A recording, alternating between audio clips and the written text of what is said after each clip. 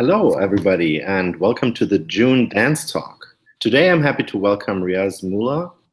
He's the founder and director of Hyperion Development, which runs the largest community of computer scientists and software developers in Africa, and delivers training in these fields. Today, Riaz is going to present a MOOC for programmers in the developing world. And as always, if you're watching the talk live, on Hangouts on Air, you can submit questions during the talk through the Q&A tool, and we're happy to address those questions after the presentation. And now, without further ado, I give the stage to our speaker. Take it away. Hi. Hi, thanks so much. Great to be here today. So my name is Riaz. A little bit of background. I'm from South Africa, but I'm currently based in the UK.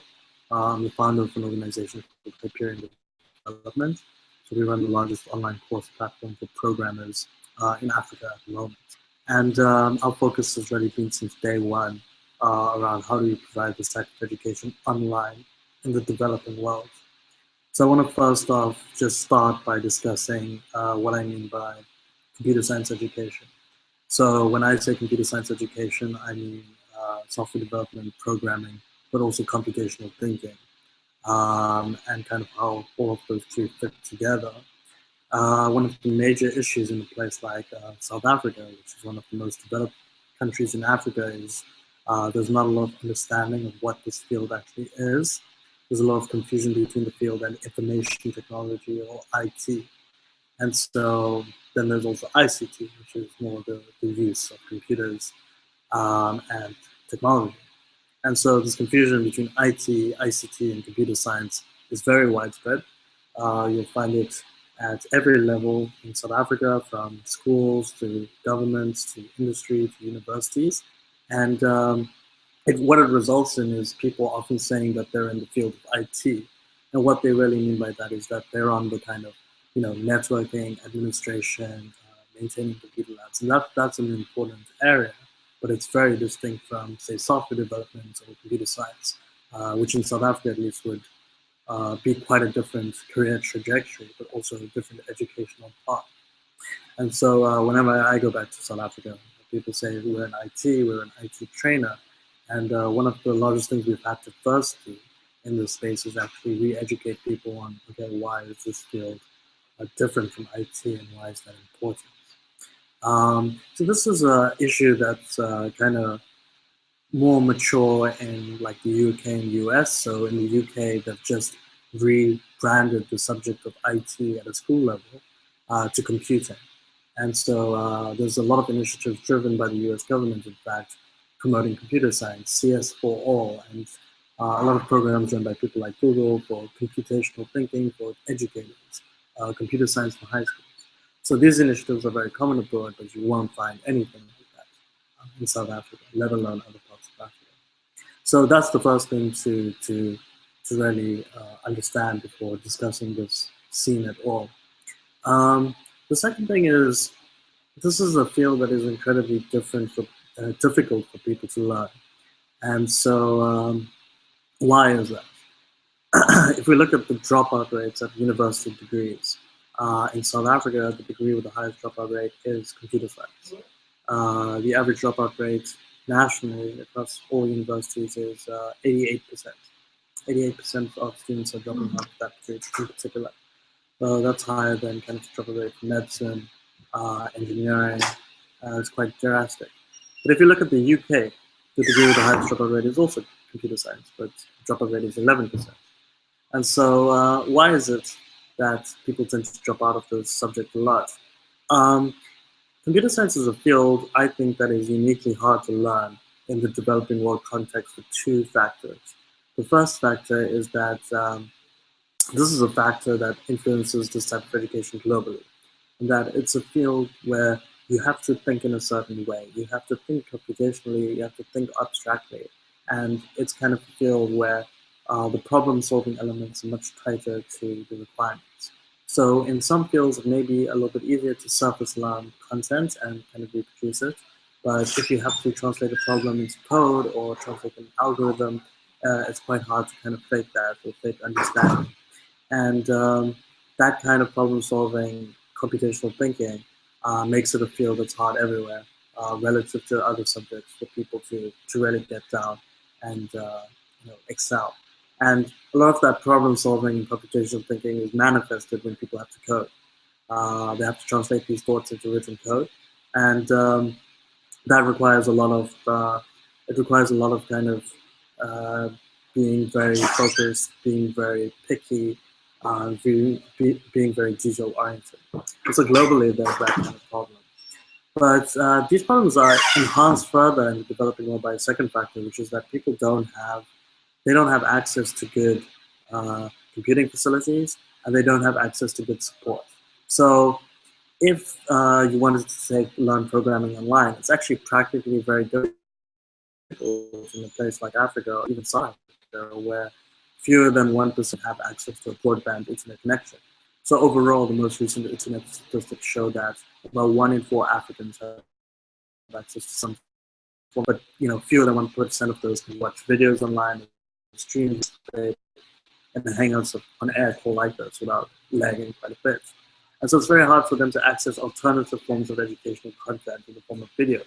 There are a lot of online course platforms out there that are really great, Udacity, Coursera, edX, but how can you even watch those videos if you can't even download them, you can't stream them, you don't have the data capacity to even download 1 or 2 videos, let alone a whole course. And that kind of limits the opportunities to learn online. This kind of lack of internet access also impacts when people are trying to learn to code, right? They need to download an IDE, they need to go online, they need to try to solve problems, debug issues, and they need to, search on Google, go on Stack Overflow. If you can't easily do that, then it's easy to get frustrated and give up because you can't solve the problem by yourself and you can't get those systems online. So if you can't get the systems online, you would maybe turn to tutors or humans or people in your community that know about that. But how can you do that when the skill is so scarce? When, for example, in South Africa, there are only 250 school teachers that teach the subject of programming in schools nationally. So that fewer than 1% of all school students are graduating with taking that subject, which is Java programming in school level. And there's no type of subject that teaches that type of thinking or programming or software development skills at a primary school level in the country at all. That simply doesn't exist. And so if you also have computer science degrees at universities, people not completing this degree, the vast majority of people not getting the skills, you really just, there's no pipeline. There's no very effective pipeline to push out the kind of skills that are needed in a country like South Africa, but also in other parts of Africa. And so that's really why we decided to start Hyperion, to fill this massive gap, build an online course platform that was adapted to the local context we saw in Africa that could maybe be extended to other parts of the developing world. And so it was started in a very bootstrap way. So I'm going to share kind of my screen now so I can show you guys some stuff. And so, yep, I'm screen sharing now. And if I'm just going to show you the first website we came up with. It was in July 2012. And in fact, I was still an undergraduate student studying computer science in the UK. I had started my computer science degree in South Africa at a university called the University of KwaZulu-Natal. But I transferred to the UK to actually change my major to artificial intelligence. And so after seeing the differences in the educational systems in the UK and South Africa, there was another kind of trigger that started this whole project. And in July 2012, in the summer, I had some free time. And this is basically a very simple website we came up with saying, we're going to teach you programming online. And we went, basically it was me and a few friends from a university. We went to this university and we spoke to students in lectures and we said, hey, would you guys like to learn programming online? Just sign up at this website. And kind of the response we got was much greater than we expected. If you did a similar thing in the UK or the US, I don't think people would be as excited. But a lot of people just hadn't been exposed to this alternative way to actually learn. And so we got about a few hundred students signing up from that university in the first few months. And this is a very simple website. There's not even this is just connected to a very simple Wufoo form where, the person's filling out their information. There's a selection of all the universities we were targeting at that time in South Africa. And we were just asking, what's your feedback? But most importantly, we were also asking if people actually own their own computers or if they have their own internet connection. And even if they use their email, because even though people have email addresses, they don't always use them. And so from this point on, we were just getting emails, and we would actually run the whole course with Dropbox. So we created all the course content to be text files, very small text files, code files, and we actually used Dropbox to deliver the courses. And the reason for that was that if a student shares a Dropbox folder with a tutor, the tutor places some programming exercises in the folder. Once the content is synced, the student can go to a place where they don't have internet access and still view that course content and still maybe even work on a solution. And when they get back to a place to have internet, they can sync their folder, and the tutor on the other end will see those changes. So that's a very simple system that actually is very important, because it turned out that when we asked people, do you have your own internet connection? You should say yes if you have your own modem, or you use your cell phone as a modem. Only about 32% of people were saying yes. So nearly 2/3 of all the people signing up didn't own their own internet connection. Yet they were at a university studying a degree, a lot of them studying a computer science degree. And so what we actually ended up having was a huge bulk of the students going to university to use the university-provided Wi-Fi to access the courses. And then whenever they went home or back to where they lived, they would not have internet access, but still be able to work on the courses. And so that was a pattern we thought was very important. That's why we kept using Dropbox. So that was in 2012.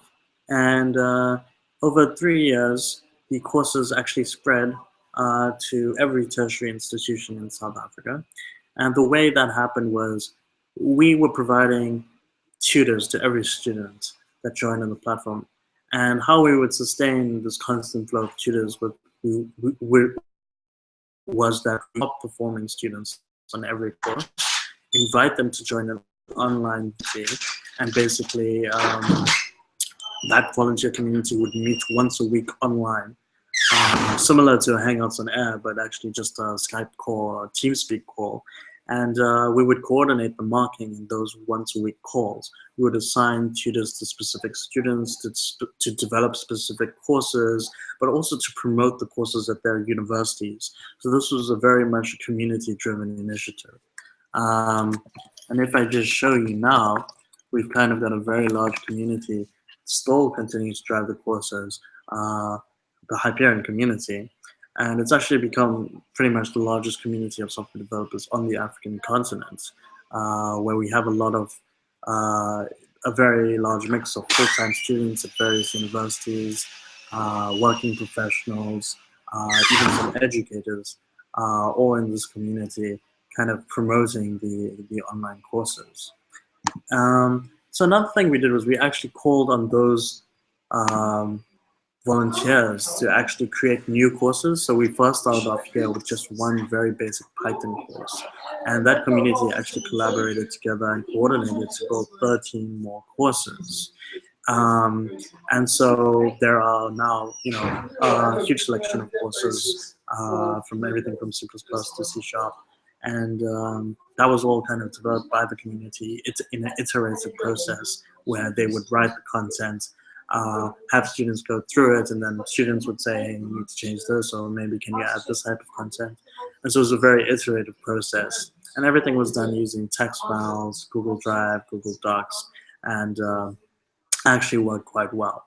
So basically, since from July 2012 to July 2015, about 3 years, Hyperion was that. It was just this online community of volunteers with some people joining, some people leaving, courses at South African universities, no budget at all, just kind of very low-cost marketing where students would go and speak in their universities or put up posters. So I mean, our entire marketing budget for all of that over 3 years was no more than $1,000. And we were very lucky to get some grants from the Python Software Foundation, and also a grant from the University of Edinburgh, where I was a student during this program. And it was a year ago we started, the demand for what we were doing became so large because the South African government, the Department of Education, approached us and said, look, we have teachers in the country who need to teach IT in schools. They still call this skilled IT, and they need to learn Java and teach Java, but nobody knows how to teach Java because nobody trains Java. Can you please come and train all the teachers in IT in the Western Cape and KwaZulu-Natal province? And so we did that, and Oracle actually funded that training. And then we actually were approached by the South African Research Council that said, we have researchers, we want to retrain them in programming, in Python. Can you guys please come and do a Python workshop? And so then we actually moved to launch a new website and launch more of a startup, where we had a core team of employees and then a volunteer community. And that's been going since about July last year, so just about 1 year now. And in January of this year, we launched this new website where we changed our model to cope with the demand. We actually decided we will sell these courses to people who are not full-time students, people who are not educated, and people who are not from low-income backgrounds. And we would use some of our income to actually fund the free courses that we want to continue delivering to demographics, full-time students, educators, and low-income individuals. And so just to clarify, we were always doing the courses for free online previously, but the focus was very much on full-time university students. Now we've kind of reached a phase where we are dealing with students from every sector, from every area, including, students sponsored by their company to take courses, academics, university students, school students, teachers, parents, industry professionals, just a huge mix. And kind of in that process of launching a new site and having a core team, we started to get a lot more students from other parts of Africa. So we have never spent a single dollar on advertising or marketing outside of South Africa, but we have students from 8 African countries with us, very large student base in Zimbabwe, in Botswana, and in Nigeria. And so it's clear that the demand for this is very high. So I just want to quickly show you, so what is it that differentiates us from other online course platforms? So the first is we are actually linking people to one-on-one human trainers that can give them quite a bit of attention, quite a lot of time. So when somebody takes a course on our platform, there is no HTML quizzes, there are no videos. They need to actually code. They're given notes on, like, here's some code. There's a lot of comments in the code that explain things. There's PDFs that explain things. But every single part of the course requires the student to actually complete a coding exercise and submit that code. That code is actually then marked by hand by a tutor who also leaves written feedback. And the student can get extra support from the tutor via chat, via email, via Skype calls. And so that's a much higher level of support than any other online course platform out there offers. There are some platforms that will offer you, if you pay 15 minutes for half an hour, $15 for half an hour, you'll get a tutor you can chat to. But what we are doing is we have entire courses that run for 6 weeks to 13 weeks. Let me just pick out one here. Quite a popular one we have is Python Software Developer. So this is a 7-week course that can be taken part-time. And basically, it covers an introduction to some tasks in language processing and a very basic task in machine learning, but mainly trying to kind of install the principles and foundation of Python programming. That course, throughout the course, if a student is taking this, they get all of their marked by hand and feedback given, within 24 hours of a submission. And so that's kind of one of the main things we're aiming for. And so we actually have this site, which is aimed more at the people who would be paying to take a course, but we also have a site which is just for people who can take a course for free. So it says your full-time university and high school students learn for free. That's actually been expanded to educators, and these are basically the free courses we're offering at the moment. We actually offer more. We actually offer all our courses for free, but we're in the middle of kind of redesigning this website, so that's all a little bit clearer. because it gets a bit confusing trying to separate these two audiences. We have basically two websites that look very similar. We have this website, which is for the paid courses, and this website, which is for the free courses. It will only show the free courses we have online. And so that's a very hacked solution for now. So when we go and advertise on university campuses or to demographics that are getting free courses, we give them this link, Hyperion Dev/students. But to all other demographics, we give them this link. And that's really because, after 3 years of doing this in South Africa, we tried very much to get support in terms of funding from South African bodies like the South African government. But really, when the government comes to you and say, can you please do this training for us, and we have no money, you'll have to do it for free, you're never going to be able to get money from a South African source. And so the only way we really saw we could do this and scale up is to actually sell to some demographics to support free education for another demographic. And that kind of social enterprise model is actually very rare in this field of programming computer science education. I can't actually think of an example of a social enterprise in this space because it's a space where it can be very lucrative. And so I think in that aspect too, we are quite unique. But it's also a bit of an issue because we're now raising seed funding, and kind of all the investors in this space, are very profit driven rather than maybe looking at where social impact can be made too. The kind of platform also is being redeveloped.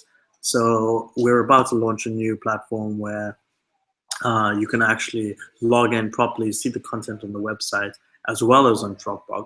But we also want to use Dropbox API much more so that content is able to sync offline, and we're still able to continue delivering the course to people who don't have their own internet connection.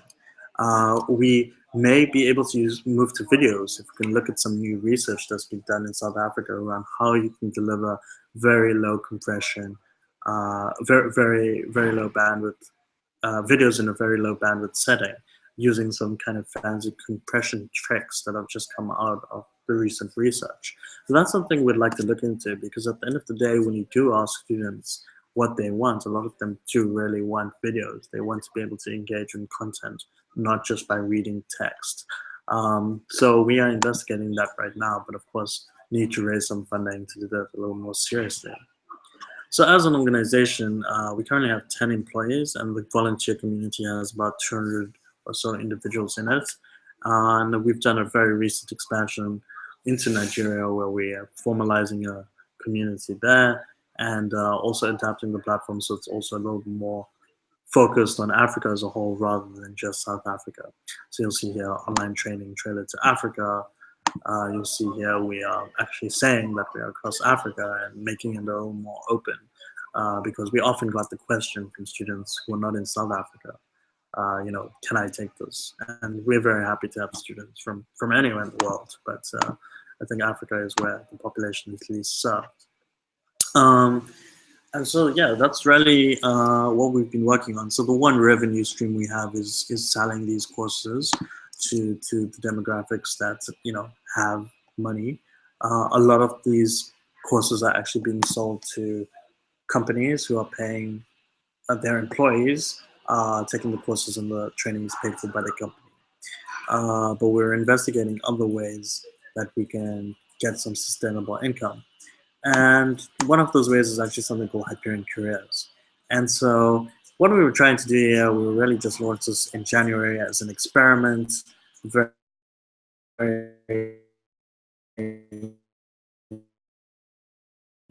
This is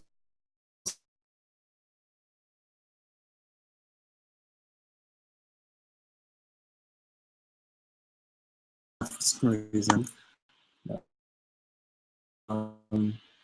The concept is very similar to Stack Overflow Career.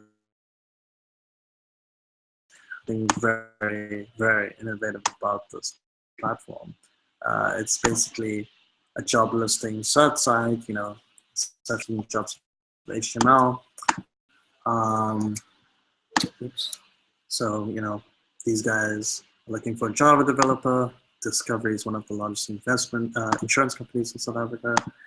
And I'm actually not sure what he's saying. Oh, right, okay. So this is a job at Sierra Rula. They're looking for a full-stack Python developer. You know, here are the tags of the type of technologies they're looking for, and yeah, you can apply, and you can create an account. And I guess one of, you know, I said that this is not very different from other platforms, but maybe I'm actually wrong, because the one kind of innovation is that it's integrated into our course platform. So that means if you've taken a course with us and you apply, if you're taking a course with us in Python and you apply for this job, it's not just going to have your CV and information. It's going to plug into the data we have on your performance on the Python course, which includes the feedback from your tutor on that course. And so that kind of level of credibility is important. When people are trying to hire developers in South Africa, a lot of people may not have formal qualifications. And so having that kind of tutor's feedback and the evidence from a course they've taken in Python, especially a course that requires them to build quite a lot of things. So we do have a full stack Python developer course, which requires people to build, you know, a website in Django. And so that is quite a lot of information for an employer to at least make a decision.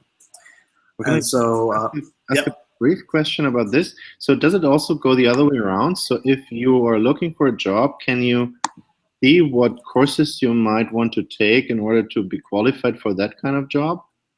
Exactly. So when somebody, some people can use this site without taking a course with us, but if they come and apply for this job, and we ask them to upload their skills, we can actually say, if they say that they have certain skills and then they're applying for this job but they don't know Python, we actually say you should probably take a Python course with Hyperion, and that's an automated process. Yeah. So we're just matching kind of tech tags. But we also have an interface where we can have a human sit there and look at people's profiles and look at the profile required for the job and see where the missing link is, and, you know, step in to maybe offer them that type of training. And so we have been doing that now a little bit.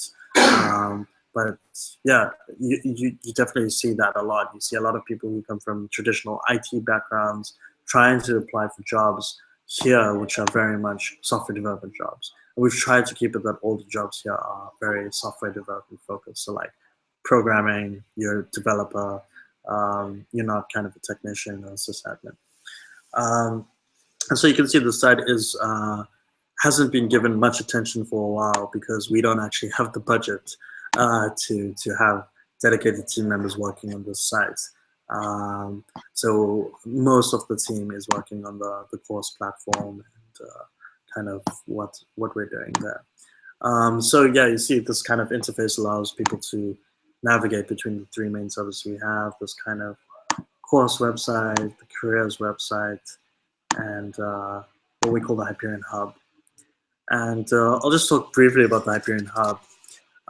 This was not just a propaganda machine, but we also wanted to have articles on the field from more of a kind of African perspective.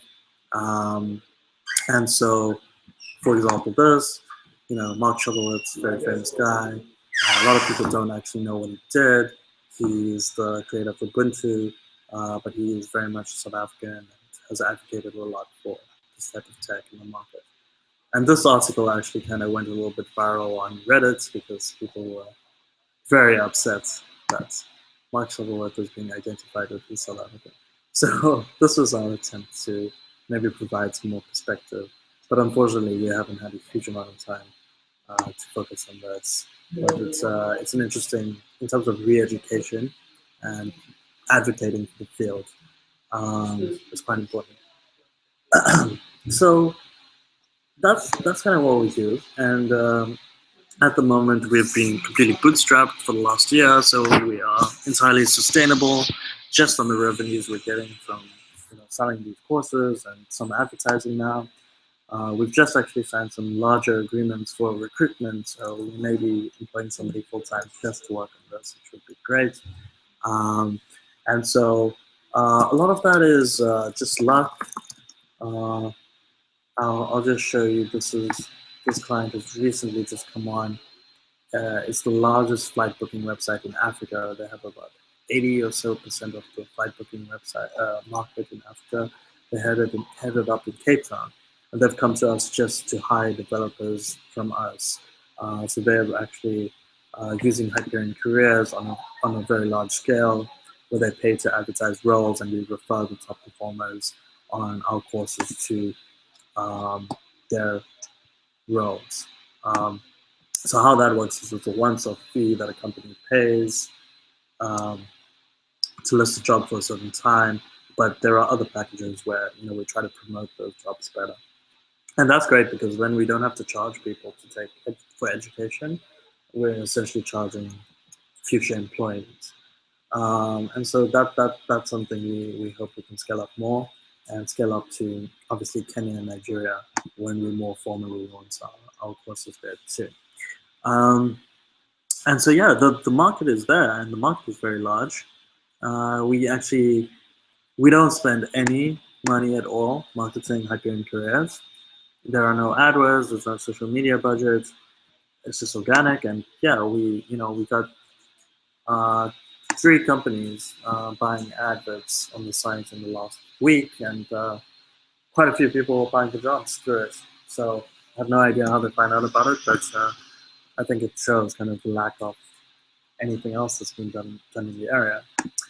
So yeah, I can talk a little bit more about a relationship we've just started with Google about 6 months ago. So Google came to us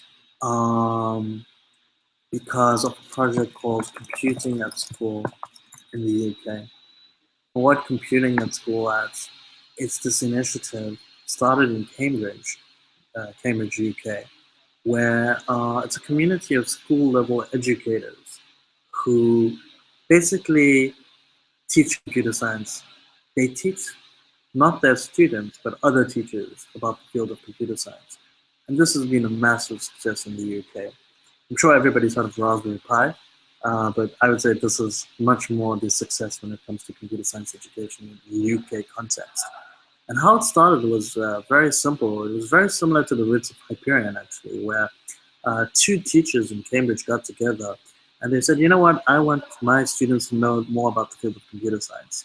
We're going to get a speaker from Microsoft Research, somebody called Simon Peyton Jones, one of the creators of Haskell, to come and talk to my students. And so they did that.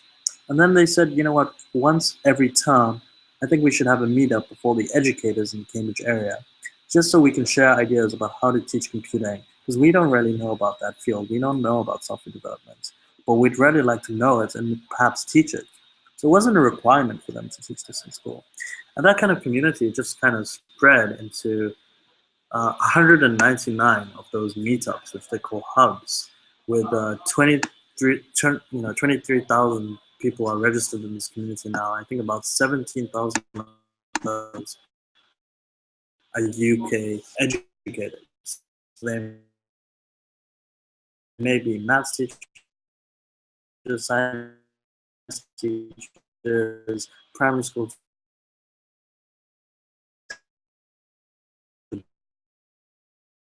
Department for Education to have teacher training.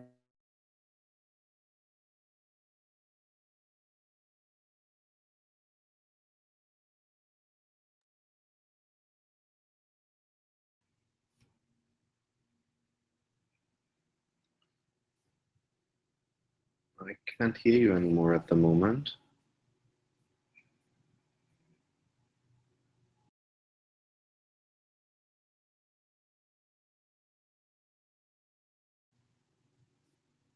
Are you still there? I can still see. Oh.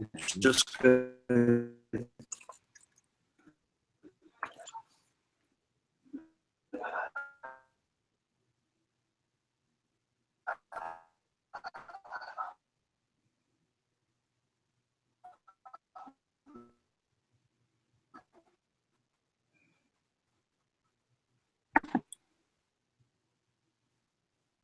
Hi. Okay, I can hear you again. Hi, can you hear me? Yes, now I can hear you. Sorry, my internet's a bit dodgy.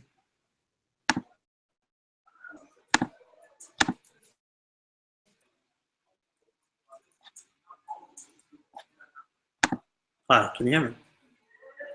Yes. I can hear. So basically, should get better. Hello? I can hear you. It's still cutting out a little bit in between, but it's better. Okay, great. So I was talking about computing at school and how Google wanted us to adapt that for Africa, South Africa. And so that's a project we've called the Computer Science Teachers Association. They now have 5 hubs, so nowhere near as many as the 200 that compute. But the nice thing is it's become a very diverse community. They are running these meetups, and that's quite different to online courses we do. But we've now been funded by Google to link the two by launching an online course specifically for educators to train them in how to teach computing at a school level. And so now we have this online course really impact education school. So yeah, there are some solutions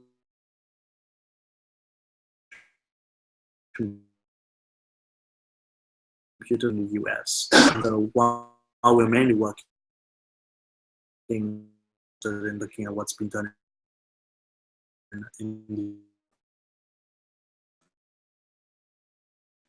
and so there's any questions?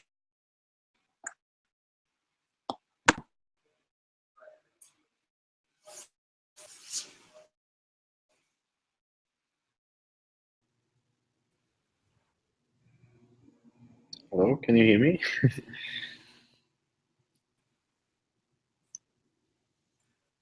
Now audio is gone again, it seems.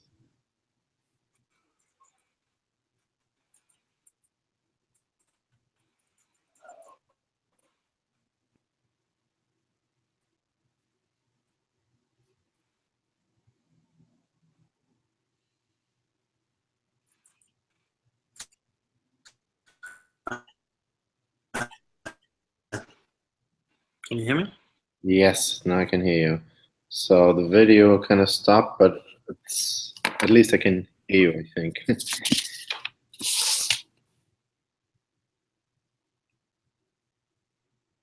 Hello?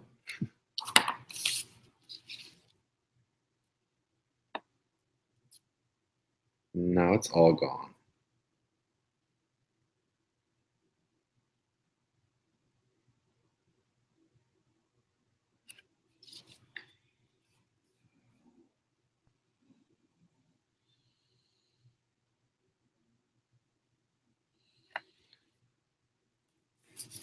Okay. Oh, there he is again.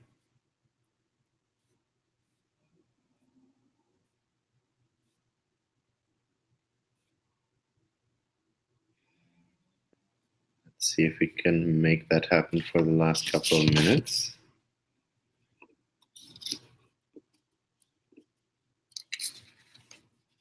But at least most of the talk was not affected by this problem.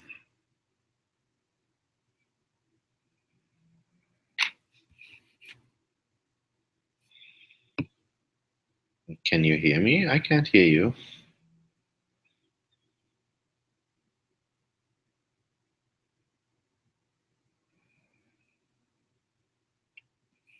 See if I can do anything to make this better.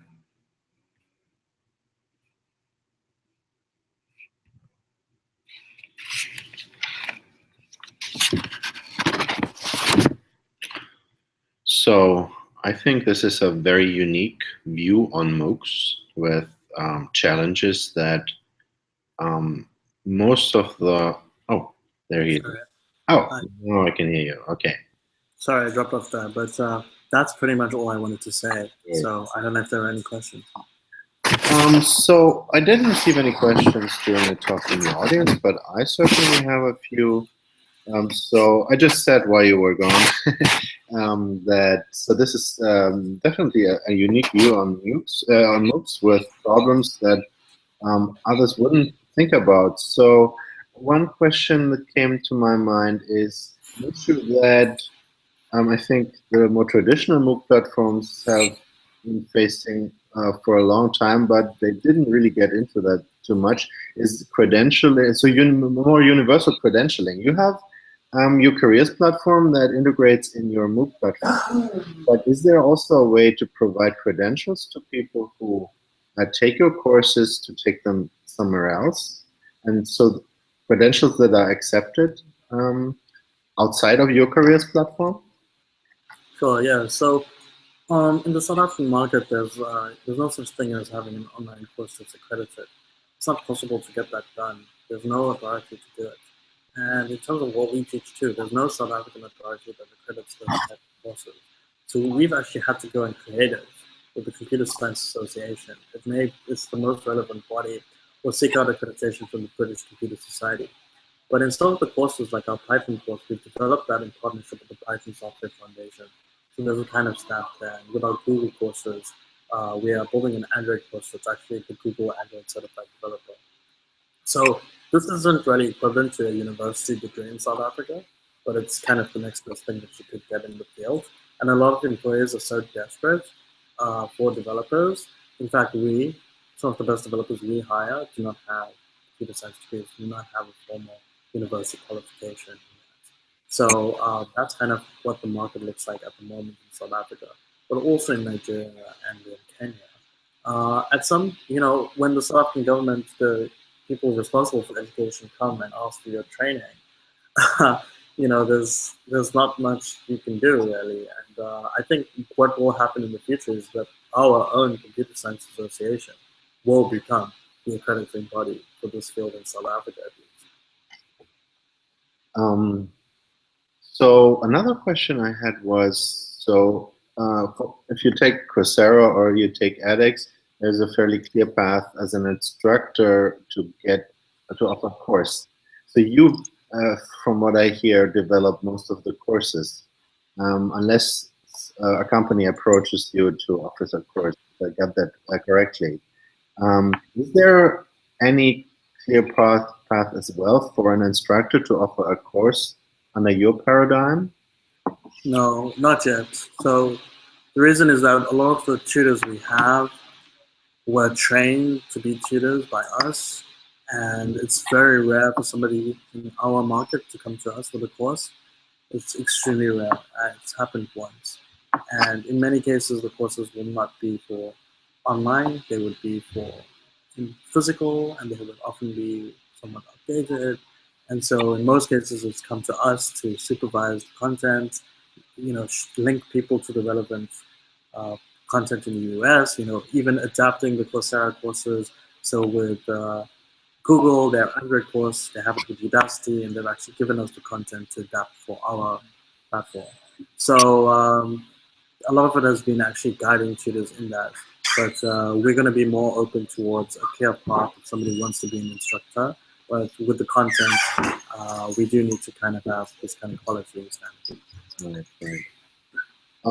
So regarding the tutor training, so you said at some point that you do the student-tutor matching. Is that a very so is that a sustainable process now that you're growing a lot with more people taking your courses and more tutors? Is it still possible to do that matching manually, or are you going to rely on automatic student profiling and matching tutor and students, or is it no issue in the long run? So initially it was manual. It's not manual anymore. It is automatic now. But as we scale up, yeah, there's even the problem of too many students for tutors. And so we're actually looking at a model where people can access course content for free, but have to actually pay a little bit to get a tutor. So maybe sustain it a little bit better with many tutors and many students. Because yeah, it's quite hard to start some point. In terms of the matching, that's already quite easy to do in a lot of native ways. To look at location language, even the skill level to match, and we do have that already in place. Mm-hmm. Okay, so I think those have been my most important questions. And is there anything else you would like to add, or any other word you want to get out there? Maybe is there any particular big challenge that you want to solve in the next, let's say, 3 years? We want to raise funding. We've never raised any type of funding, and only recently have we realized that investors may be actually very interested in it. Because we're at a point where we're actually self-sustaining. We have 10 employees, and we can pay all of them salaries, the revenues we generate. And so I think before we scale up we don't sell anything outside of South Africa, but it's clear the market's much larger than that.